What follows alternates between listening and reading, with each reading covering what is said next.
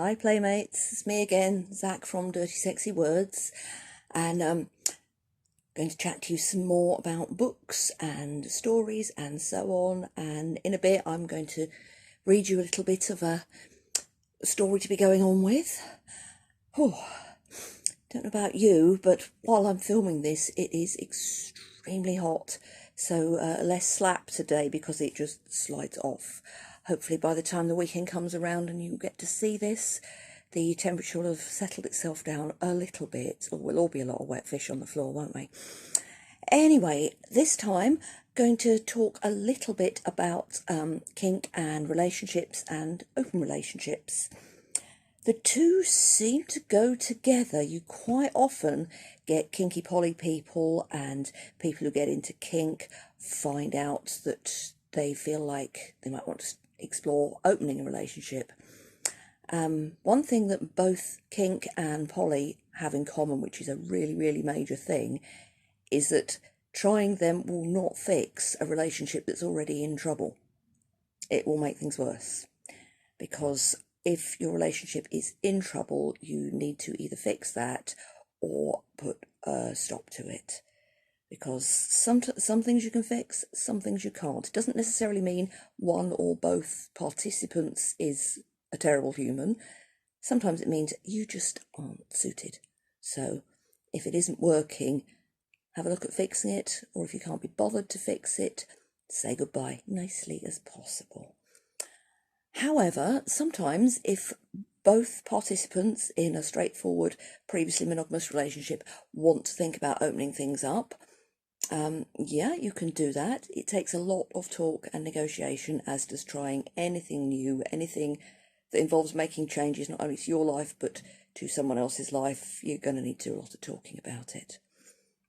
One of the ways in which kink can sort of lead previously monogamous people towards opening things up a bit is because sometimes your partner isn't kink compatible with you, no matter how much you love them, no matter how fabulous the relationship is otherwise. If one of you needs a bit of kink something and the other one is like, ugh, or just not into it, or you're both subs, or you're both doms, you're gonna have more fun if another person comes along to provide the missing parts of the jigsaw. But again, there's going to be a lot of negotiation. Now, normally this would be the point where I wave some books at you. Not doing so much of that this week. This one, which I have in stock and have referred to before, the Williams and Harrington Playing Well with Others, it does have some pretty sound and sensible advice on negotiation, on introducing other people at playtime and so on. So yeah, it's worth looking at for that. Of course, the godmother of them all would be The Ethical Slut by Easton and Hardy. If you're thinking why she said Hardy, not List, it's because Catherine List was the pseudonym of Janet W. Hardy, and later editions of The Ethical Slut have the name Janet Hardy on them. Now, that's out of stock, so I can't wave one at you. However, it's on order. So with any luck, by the time we get to Bedford, there'll be some copies available on the day. So you've got that to look forward to. If you haven't got your tickets yet, hurry up, bag them, because there isn't an infinite number and they're very popular, and it'd be lovely to see you. So, you know, come along, buy your books, bring your pocket money, cash and PayPal accepted, etc. Yeah, but that is the original terrific book about opening relationships, dealing with a life that doesn't involve monogamy, how to do it sensibly. It's called The Ethical Slut. It does involve a lot of discussion of the ethics of having multiple partners. Some people might find it a bit therapy speak heavy. If that's not your cup of tea, take what you need, leave the rest. There's another book on kink and poly, which I'm looking into stocking, but I haven't got it at the moment, and it may be a while before I can pull off a deal to get copies of that in, but never mind. I've got something to tempt you, you know I have. Anyway, I'm going to stop yapping at you about stuff now And I'm going to remind you that the story competition I put up a couple of weeks ago is still going. There will be some info on that at the end of this clip. And I'm going to go and grab my reading glasses and I'm going to read you a story, because we love story time, don't we?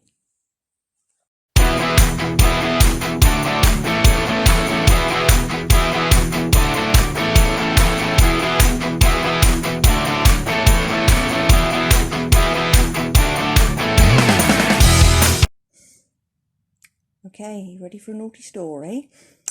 This one, again, I don't know. Normally I would have a book to hold up and show you, but I've got to read this one off my Kindle, because again, this collection is out of stock. It's from an anthology called Smut by the Sea, Volume 3, and it's one I wrote a few years back. It's one of my favourites, because it's the story told in flashback of a dom who, later in the series, she's a pro-dom called Natasha. It's her remembering the first summer she kind of discovered her inclinations. This is an extract from towards the end of the story. She has this sort of sudden massive memory flashback, which is what the story's about, when she hears a particular song. You know how there's always one song every summer that's just everywhere, and whether you like it or not, it becomes very, very associated with that particular summer and the things you were doing and enjoying then.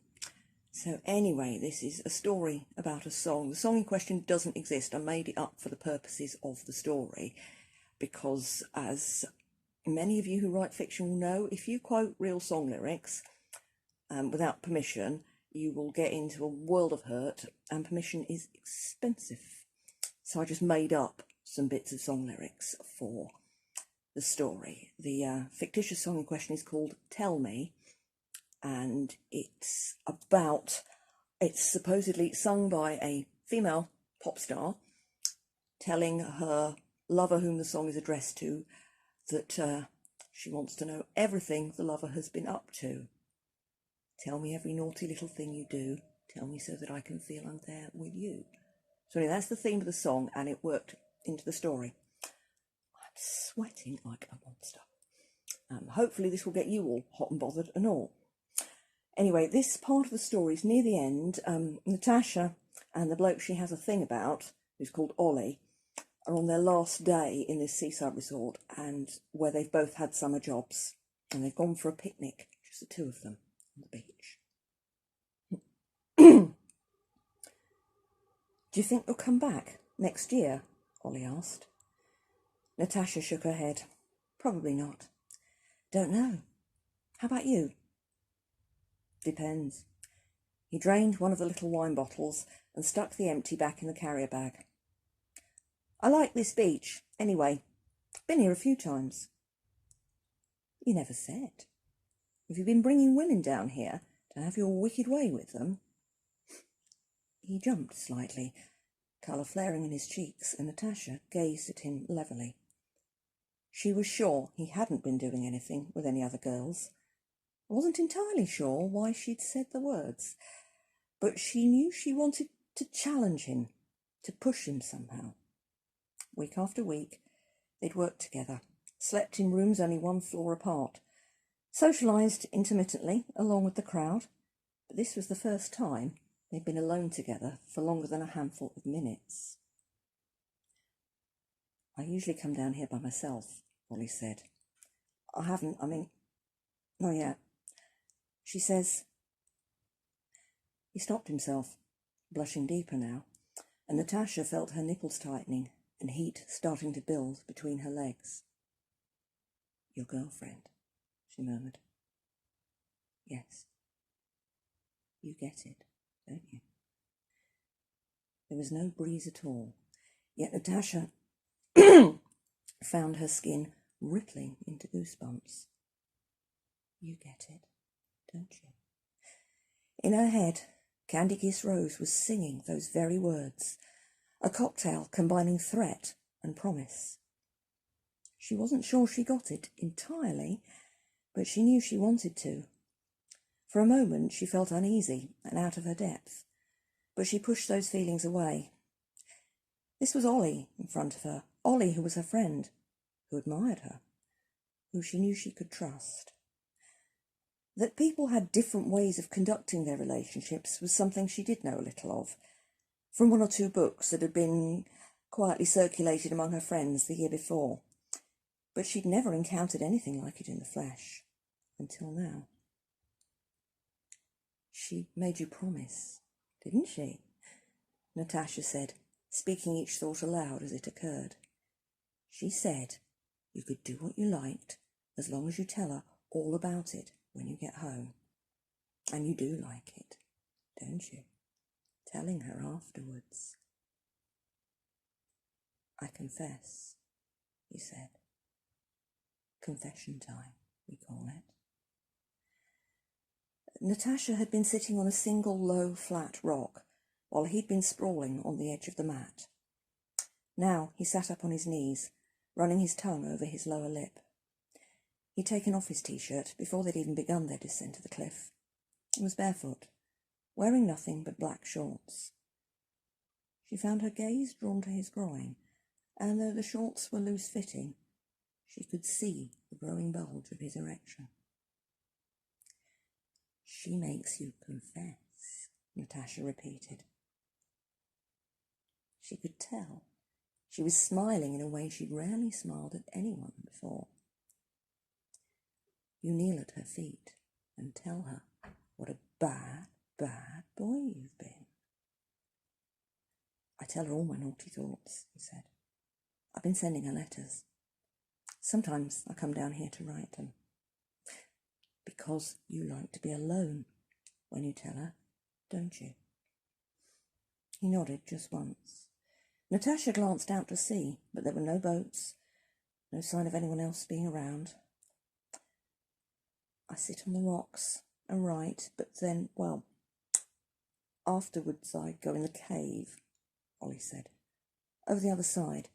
There's a cave. You can just see it, look. She got to her feet, brushing down the skirt of her dress. Show me.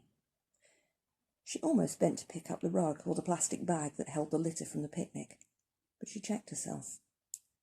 That wasn't the way it worked. Ollie, without a word, gathered the stuff together and led the way across the cove.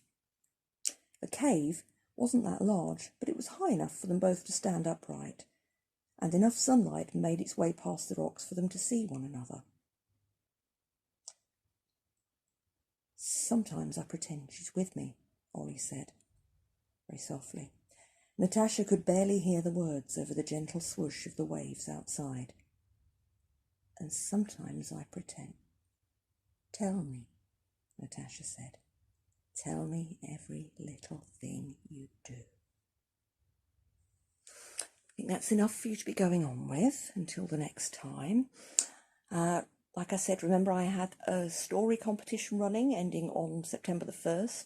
There'll be the slides coming up at the end of this, which give you the story prompts and the address to send your story into. So have a go at that. Till the next time, well, next week, hopefully we'll be seeing some of you. Wash your hands, stay out of trouble, or stay out of the wrong sort of trouble, get into some of the right sort of trouble.